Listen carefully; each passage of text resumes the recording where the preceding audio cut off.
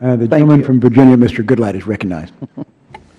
Thank you, Mr. Chairman, and thank you for holding this hearing.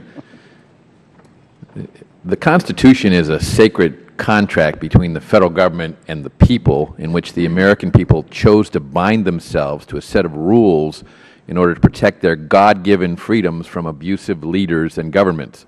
When politicians are allowed to confuse and blur the very clear limits of the U.S. Constitution places on presidential authority, our liberties are threatened. Today we're looking at how President Obama has abused and inappropriately expanded the finite authority the Constitution grants him and how that affects Americans' liberties. So let me direct this question to Senator Lee, and thank you for participating today. From the recent amnesty for hundreds of thousands of illegal aliens to executive orders that create new laws, President Obama has repeatedly exceeded his constitutional executive authority, ignored the legislative branch, and positioned himself as both lawmaker and enforcer. I believe our framers would have seen this as a very dangerous development and a violation of the separation of powers they enshrined in the Constitution.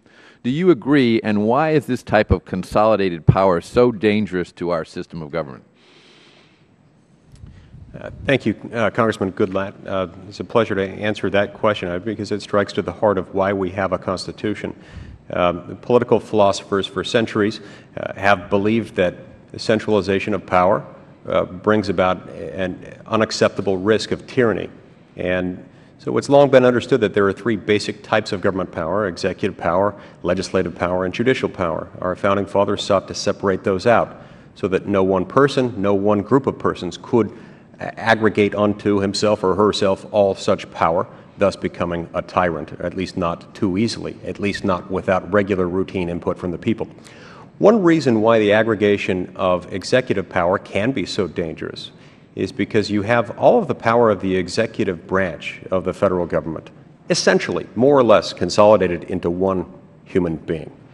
And that really can create a high risk, and that's why we've got a lot of checks and balances on presidential power. That's why, for example, we have a requirement that the President's appointees be confirmed by the Senate. That's why the President has the power to sign and veto legislation, but Congress has the power to override that veto, and so on and so forth. So this is, it's about human nature and about what power does to human nature. It's not about any president being a bad person. Thank you.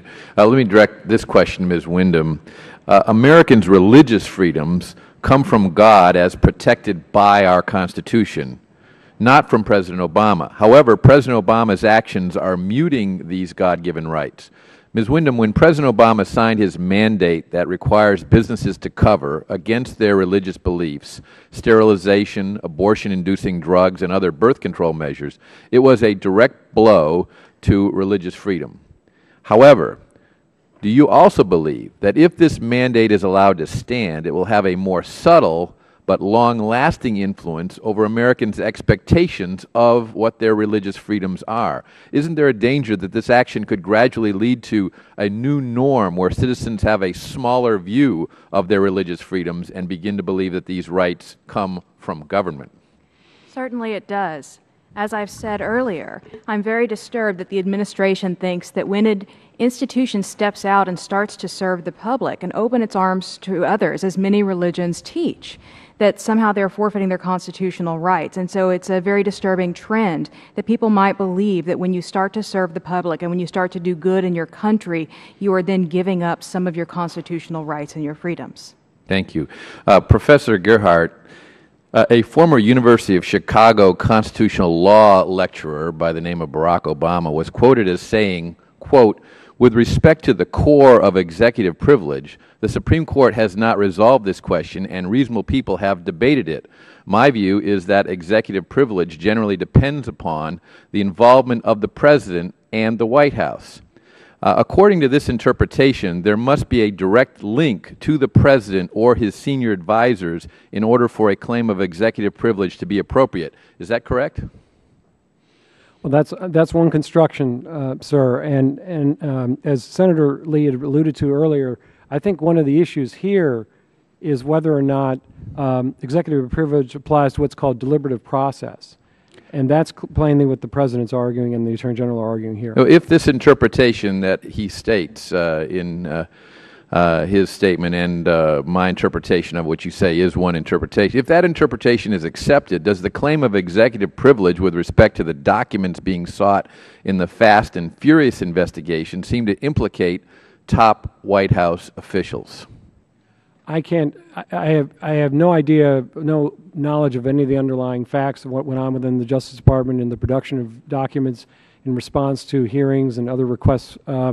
So I don't know any of the facts there. I don't know that we could draw that inference. But if he is held to his own standard that he set forth as a University of Chicago law lecturer, wouldn't one be able to draw that conclusion that if now the protection of executive privilege is being exercised, it would implicate,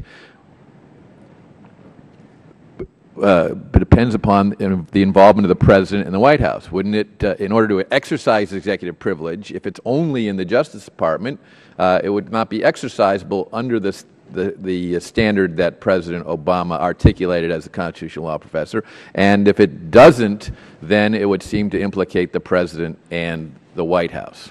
I can't answer that because it just depends on facts and supposition about facts that I can't make. Okay. Thank you, Mr. Chairman. Thank you, Mr. Goodlatte. The gentleman